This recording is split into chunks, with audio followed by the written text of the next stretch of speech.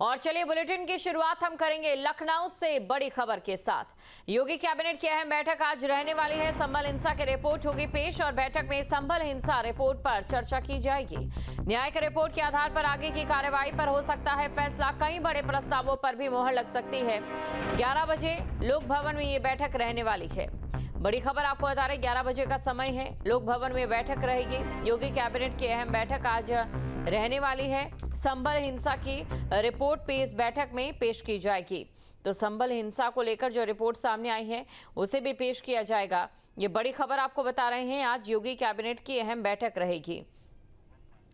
खबर पर अधिक जानकारी के साथ संवाददाता शुभम पांडे हमारे साथ जुड़ चुके हैं। शुभम पांडे, आज की जो बैठक रहने वाली है संभल हिंसा की रिपोर्ट पर ये जो पेश की जाएगी और इसके अलावा बाकी जो प्रस्ताव रहने वाले हैं उनके बारे में विस्तार से बताएं। तो बिल्कुल, जैसे बहुत ही महत्वपूर्ण कैबिनेट बैठक है आज। और जैसे कि बीते दिनों जो जांच की टीम थी उसने अपने आयोग था उससे संभल के मामले को लेकर के रिपोर्ट मुख्यमंत्री को सौंपी थी। वैसे में आज इस कैबिनेट बैठक में ये रिपोर्ट रखी जा सकती है और इस पर जो तमाम चीजों को लेकर के बीते दिनों राजनीति भी हुई और विपक्ष की तरफ से इसे लेकर के गंभीर आरोप लगाए गए। तो निश्चित तौर पर जब आज ये रिपोर्ट कैबिनेट में रखी जाएगी तो बहुत सारी प्रमुख चीजें भी निकल करके सामने आने की बात कही जा रही है। इसके साथ ही साथ कैबिनेट बैठक में प्रदेश में शिक्षा, रोजगार, स्वास्थ्य संबंधी चीजों को लेकर के महत्वपूर्ण निर्णय दिए जा सकते हैं। तो बहुत महत्वपूर्ण बैठक करीब 11 बजे कैबिनेट बैठक होगी। सभी मंत्री इस बैठक में मौजूद रहने वाले, दोनों डिप्टी सीएम समेत तमाम मंत्री भी इस बैठक में मौजूद होंगे और इन सबकी मौजूदगी में एक महत्वपूर्ण निर्णय होने से होंगे।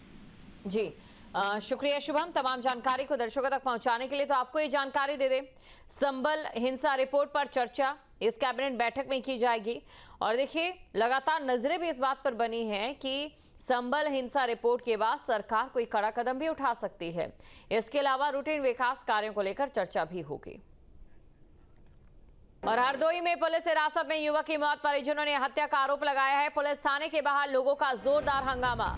हरदोई दिल्ली राजमार्ग पर जाम लगा, घंटों जाम में फंसे रहे लोग। ये बड़ी खबर आपको बता रहे, घंटों जाम में लोग फंसे रहे, परिजनों ने हत्या का आरोप लगाया है। तो पुलिस थाने के बाहर लोगों का जोरदार हंगामा देखने को मिला है। यहाँ हरदोई दिल्ली राजमार्ग पर लंबा जाम लग गया, तो घंटों जाम में लोग फंसे रहे हैं। हरदोई में पुलिस हिरासत में युवक की मौत हो गई, परिजनों ने हत्या का आरोप लगाया है। तो यहाँ परिजनों ने हत्या का आरोप लगाया हरदोई में, जहां पर पुलिस हिरासत में युवक की मौत हुई है, परिजनों ने हत्या का आरोप लगाया।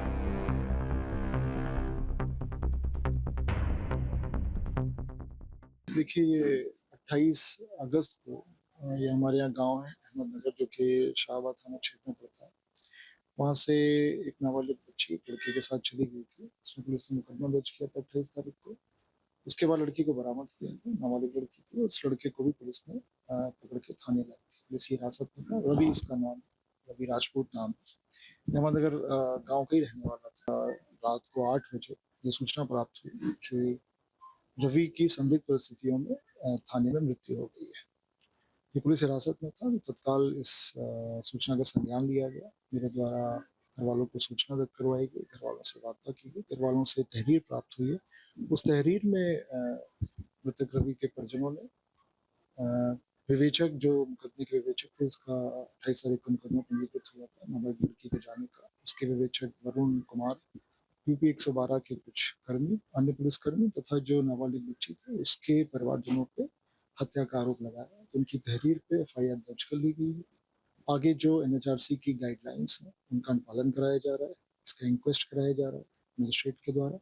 साथ ही साथ जो भी गाइडलाइंस उनका तो हम पालन कर ही रहे हैं। विवेचना को भी SP पूर्वी की पर्यवेक्षण में क्राइम ब्रांच द्वारा ये इन्वेस्टिगेशन की जाएगी और उसमें जो भी दोषी पाए जा रहे हैं उनके खिलाफ कठोर कार्रवाई की जाएगी। मेरे द्वारा इसमें विवेचक जो वरुण है, वरुण कुमार, उनको तत्काल प्रभाव से निलंबित किया जाता है। साथ ही साथ इन्वेस्टिगेशन बहुत ही साइंटिफिक तरीके से कराया जा रहा है। मुरादाबाद में सुबह से लगातार हो रही झमाझम बारिश ने जनजीवन अस्त व्यस्त कर दिया है। बारिश से शहर के कई इलाकों में जलभराव के हालात हैं। वहीं लो लाइन एरिया ही नहीं, शहर के पॉश इलाकों में भी 3 से 4 फीट तक पानी भरा है।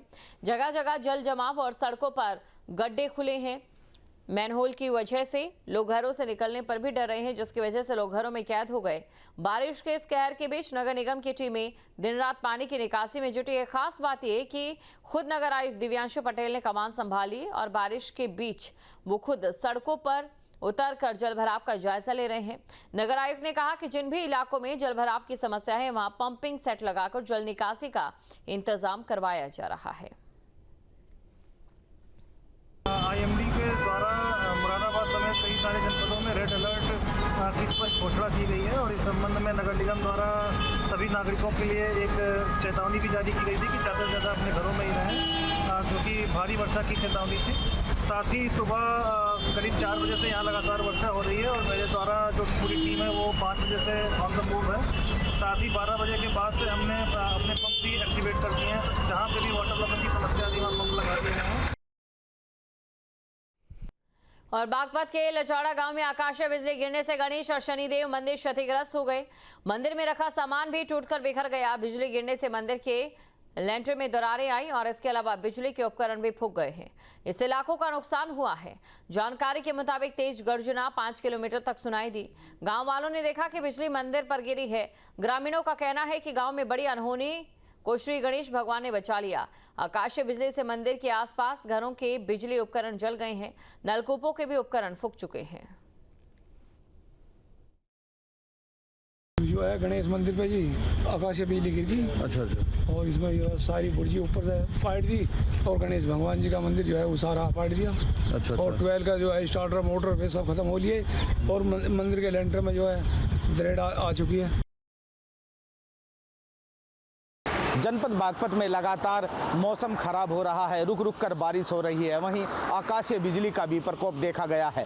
आपको बता दें, लचौड़ा गांव है, उसमें प्राचीन गणेश मंदिर और शनिदेव मंदिर पर आकाशीय बिजली गड़गड़ा कर गिरी है और जो शनिदेव का जो कलश मंदिर के जो ऊपर का कलश है उसको भी कुम्मद को तोड़ दिया है और जो गणेश मंदिर है उसकी भी दीवारों में बड़ी बड़ी दरारें आ गई हैं। आसपास लगे नलकूपों के जो उपकरण भी वो खराब हो गए हैं। स्थानीय लोगों का कहना है कि लगभग 5 किलोमीटर तक जो आकाशीय बिजली गड़गड़ाहट है उसकी कंपन है वो बहुत तेजी से देखी गई है। यानी साफ तौर पर एक बड़ा हादसा, भीषण हादसा भी हो सकता था, लेकिन प्राचीन मंदिर ने पूरी आकाशीय बिजली को अपने अंदर समा लिया, जिसके कारण एक बड़ा भीषण हादसा होने से बचा है। कैमरा सीक्यू के साथ मैं देवेंद्र चान, न्यूज स्टेट बागपत, उत्तर प्रदेश। और फिरोजाबाद में भी रुक रुक कर लगातार हो रही बारिश से जलभराव की समस्या खड़ी हो गई। शिकोहाबाद में बारिश ने नगर पालिका के विकास के दावों की पोल खोल दी है। नालों की सफाई न होने की वजह से सर्विस रोड और शहर की गलियों में बारिश का पानी भर गया। लोगों को आवाजाही में काफी परेशानियों का सामना करना पड़ रहा है। जहाँ भक्ति है हर शब्द में, कथाओं में छुपे हैं दिव्य रहस्य और ज्योतिष देता है जीवन को दिशा। धर्म से जुड़ी हर बातों को जानने के लिए हमारे चैनल स्तुति को सब्सक्राइब करें। चैनल पर जाने के लिए इस लिंक पर क्लिक करें।